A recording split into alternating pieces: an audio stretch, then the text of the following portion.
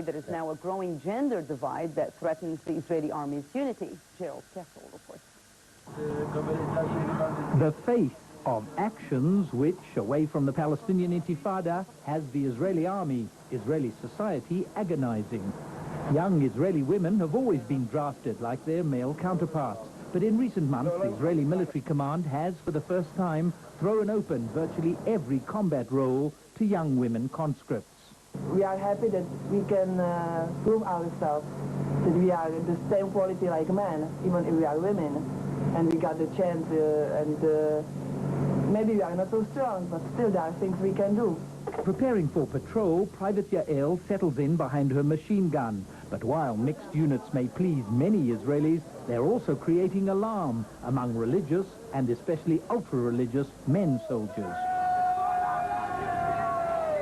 Don't tear the nation's army apart, the slogan of a demonstration outside Israel's defense headquarters in Tel Aviv. Rabbi Eliezer Schenfeld is a colonel in the Army Reserves. It hurts the quality of the army, he says. Religious men can't serve in a combat unit alongside women. And he adds, that will force religious men to leave the army. And that will be very damaging, because religious soldiers serve everywhere. They're very much on the front lines. The protesters are not, they say, against women serving in non-combat jobs.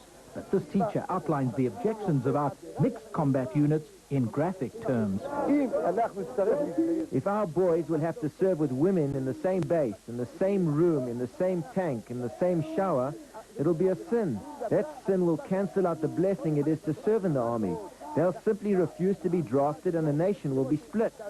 The split, say counter-protesters, is caused by the ultra-religious, who look, they contend, for excuses not to serve.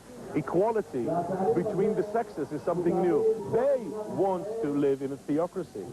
Well, theocracy never changes. It's always the same God, and it is always the same people. But democracy does change. That's the beauty of it. The job of this mixed unit in the Negev desert is to patrol the border with Egypt. Though it's a peace border, a spot exercise is sometimes required on what to do in the event of a hostile incursion.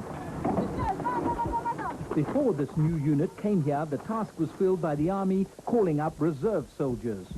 The Intifada and Israel's idea of universal conscription both drive the army's top brass to welcome the extra source of fighting forces. But the challenge now is how to convince more ultra-religious men who have the option of continuing religious studies rather than joining the army to serve in combat roles when women do so. Anxious about the mixed-gender units, Israel's chief rabbis called in the Army Chief of Staff. General Shaul Mofaz was anxious to promise that the army will balance its mixed units policy with those religious concerns. Because we have a common interest, we will solve the problem so that religious men can continue making a major contribution to our needs and to the security of Israel. Back at base, it's time to check out times of guard duty.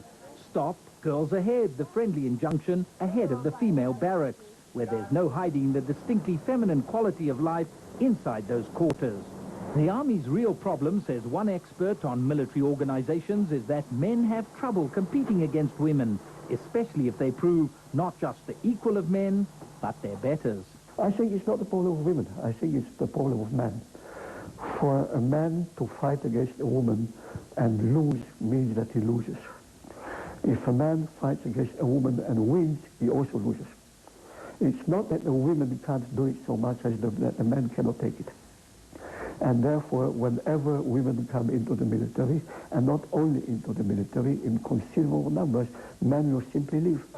Field commanders insist not only are the women soldiers not a handicap to their unit, positively the reverse. The world has changed. We become equal. This is a paramilitary border police unit where women conscripts have been included in combat roles for some 3 years already. With the Palestinian Intifada raging on, this is considered the front line, scrutinizing traffic through a checkpoint between the West Bank and Jerusalem.